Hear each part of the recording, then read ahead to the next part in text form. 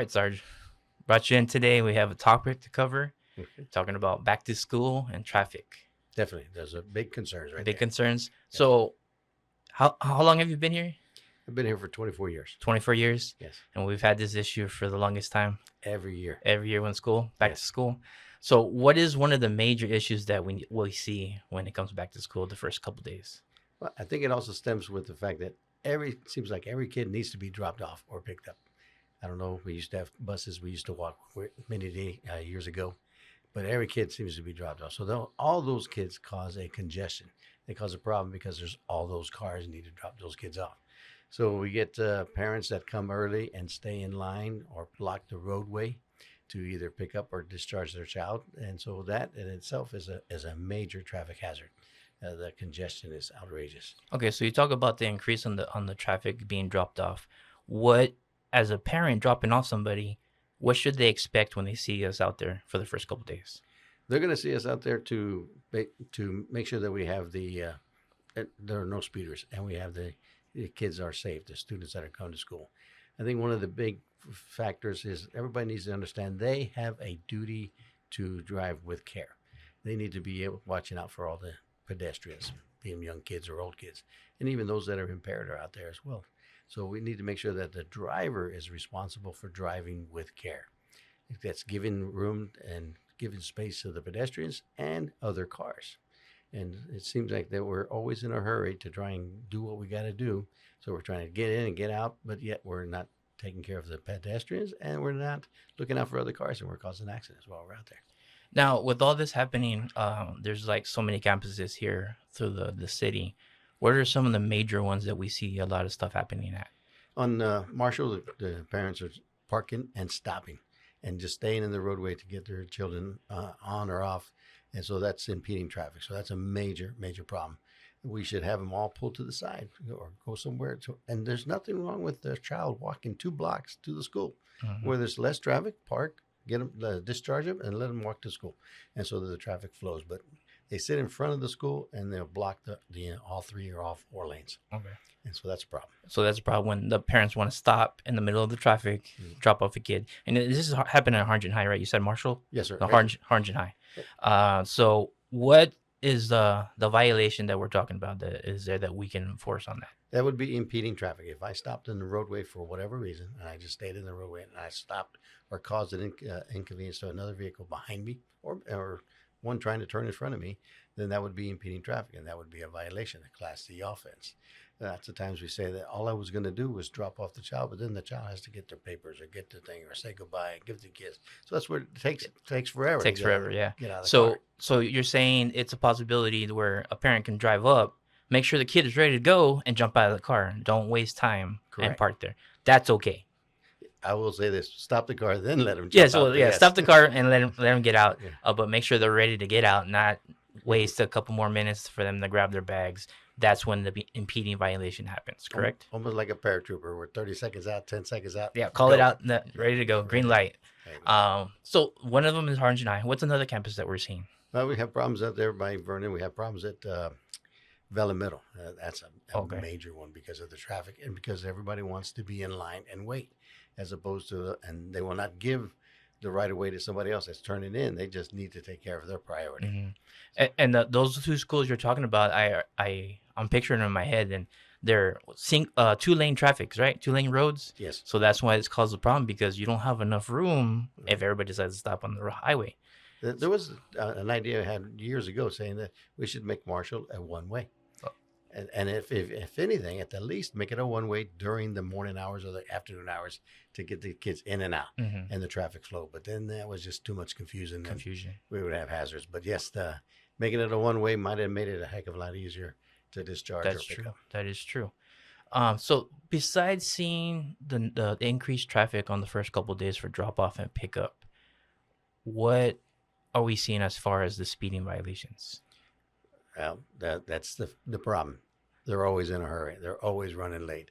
They started, and that's one of the big things. It's the first day of school, you're trying to do so much, and it's out of the routine, and so that's why you're always behind. So people are driving fast, and it's even with the teachers that are going to school. That's the problem with their job. Their job is going to be in a school zone, so when they're running late, they're going to be speeding in a school Hmm. zone. So it happens a lot.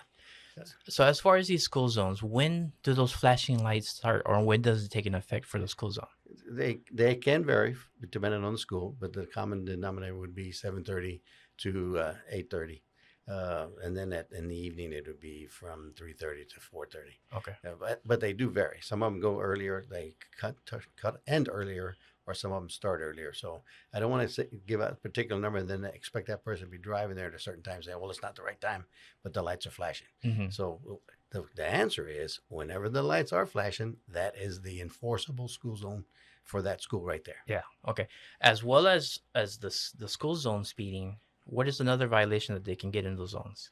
But one of the major ones is the use of the cell phone.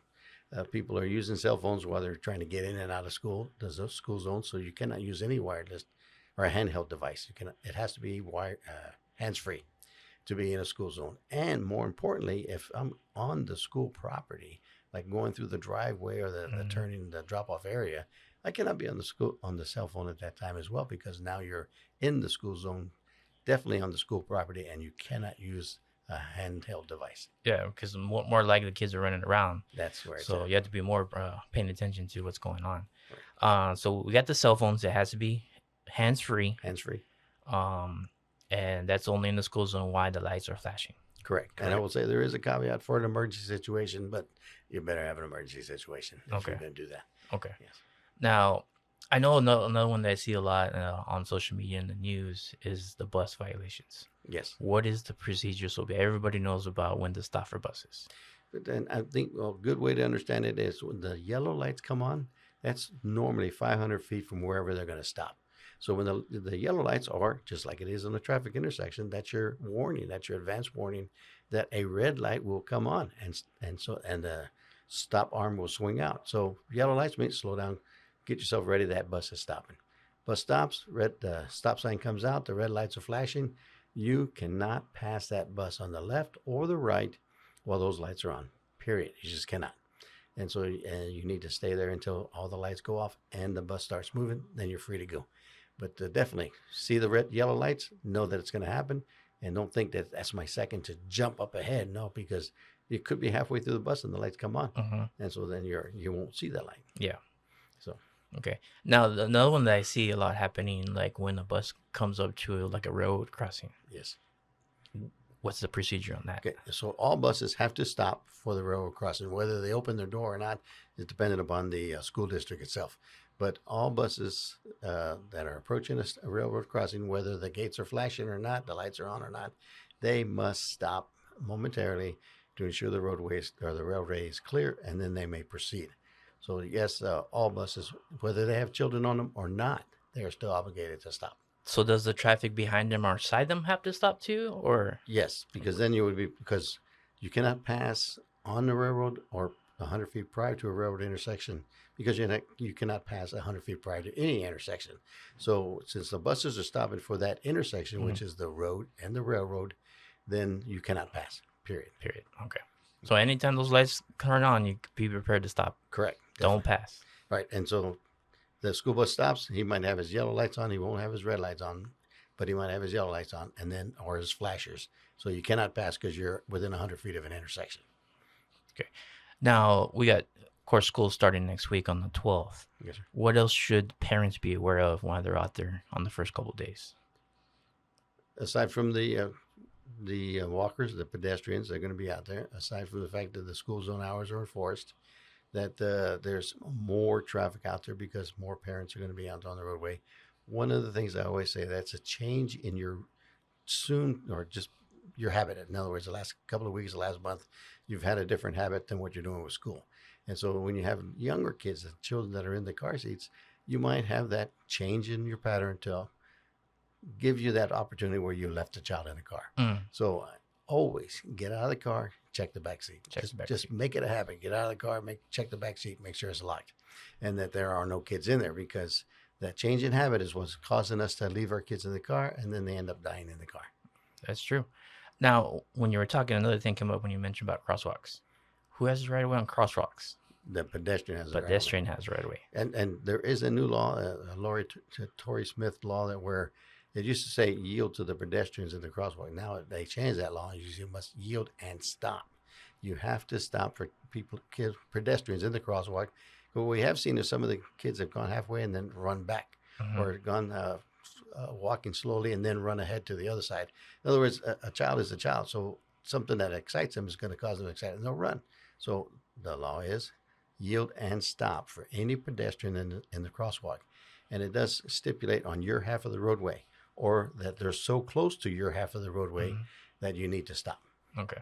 So if you see them coming in, like say on the opposite side, off of the left side, enter that roadway, you should automatically stop. Exactly. Just not because they're in front of you, but as you see them coming in, you have to stop. Yes, definitely. Okay, and then the same way on the opposite, once they clear, you don't proceed. Right. They're still on the street, right? Correct. You have to wait. Wait till they get off the roadway. That's the safest and best way to do it. Okay. And along that line, for those other impatient drivers, if I am stopped for a pedestrian in the crosswalk, no one can pass me to get ahead of me because they're in a hurry and they don't see that child or that pedestrian in the crosswalk, and then they might run them over.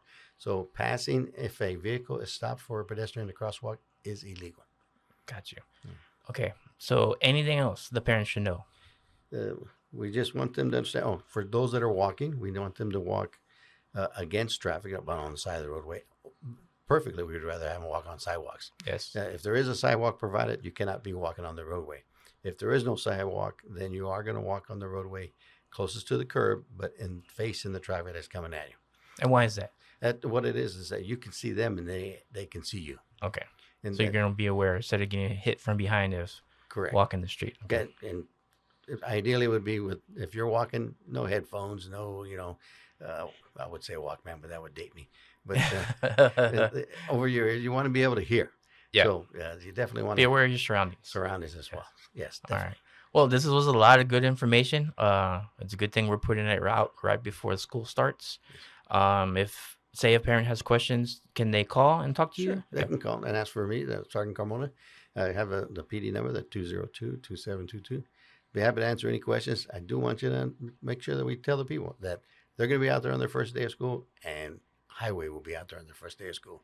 So we're going to look for those violators to try and pull everybody out. So be aware, you guys are going to be out there then. Exactly. That's what you're saying. All right, Sarge, thanks for coming out and talking to us. We appreciate your time. Thank you. Thank you very much. Yep. All right.